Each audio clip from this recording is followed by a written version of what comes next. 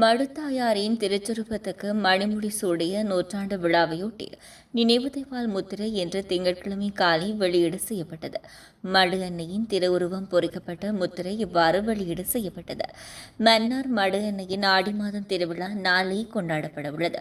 இந்நிலையில் மடு அன்னை அரசியாக முடிசூட்டப்பட்டது நூற்றாண்டு விழாவை முன்னிட்டு மடு அன்னையின் திருவுருவம் பொறிக்கப்பட்ட முத்திரை இன்று மடு திருத்தலத்தில் வைத்து வெளியிட்டு வைக்கப்பட்டுள்ளது.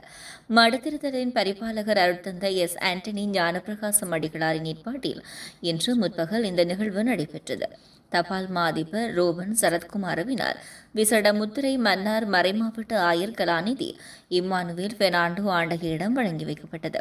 குறித்த நிகழ்வில் தபால் திணைக்கள அதிகாரிகள், கிறிஸ்தவ மத அலுவல்கள் திணைக்களத்தின் பணிப்பாளர் சத்துரி பிந்து மற்றும் மன்னார் மாவட்ட அரசாங்க அதிபர் கானா கனகேஸ்வரன் உள்ளிட்ட பலர் கலந்து கொண்டிருந்தமை குறிப்பிடத்தக்கது.